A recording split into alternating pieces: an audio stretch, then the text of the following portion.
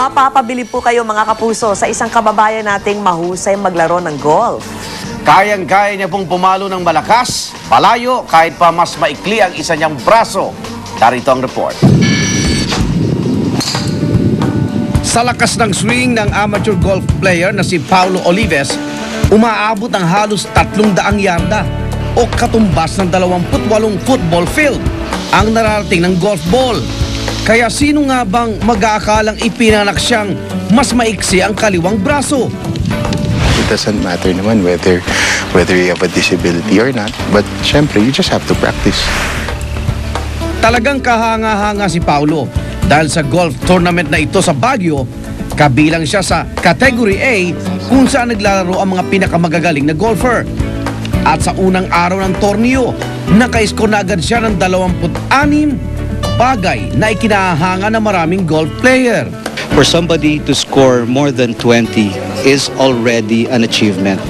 In golf kasi parang it's the left hand that leads, but for him, he uses his right hand, so it's really a feat na isang tao kayang gawin yun.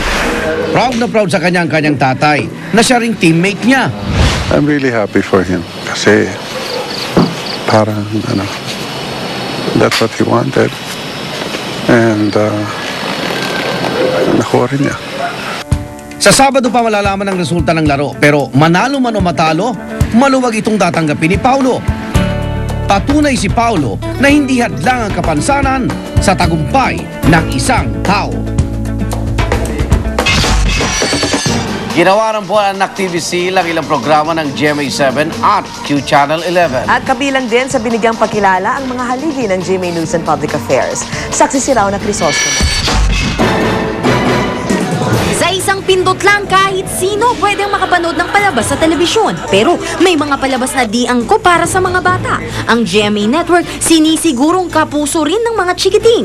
Bilang patunay na katanggap ng Anak TV Seal ang mga programang Wish Ko Lang, Art Angel, Happy Land at Tropang Pochi. Itinuturing na child-friendly ang mga palabas na ito. 12 programa rin ng Q Channel 11 kasama ang True Confections ang ginawaran ng Anak TV Seal.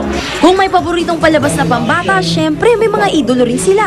Hinirang na 2010 Anak TV Makabata Stars ang pillars ng GMA News and Public Affairs na sina Arnold Clavio, Mike Enriquez, Vicky Morales, Jessica Soho at Mel Tiangco.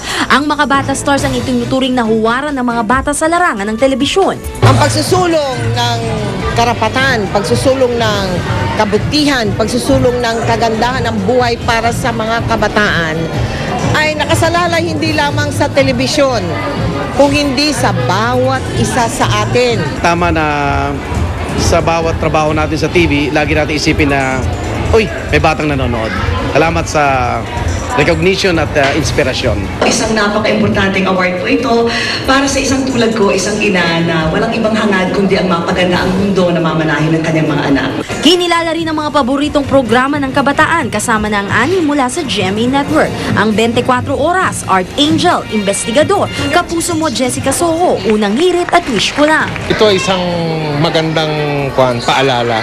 Hindi lang sa amin na mga awardee, kundi sa lahat ng mga taga-industriya ng telebisyon na nanunood ang mga bata. Salamat Anak TV sa paalala taon-taon na nanonood ang mga bata at mahalaga na makapagbigay ng makabuluhang mga programa. Halos 3,000 murado na galing sa iba't ibang sektor sa buong bansa ang pumili sa mga ginawaran ng parangal. Pinarangalan din ng GMA Network official na si Rod Cornejo para sa kanyang kontribusyon at suporta sa Anak TV Awards. Bilang suporta sa mga wholesome na palabas sa telebisyon, nag-ingay ang mga pinarangalan at mga dumalo gamit ang laruang pambata. Ako si Rauna Crisostomo, ang inyong saksi. Salamat po muli, mga igan, 16 na araw na lang Pasko na. At susunod ang Born to be Wild.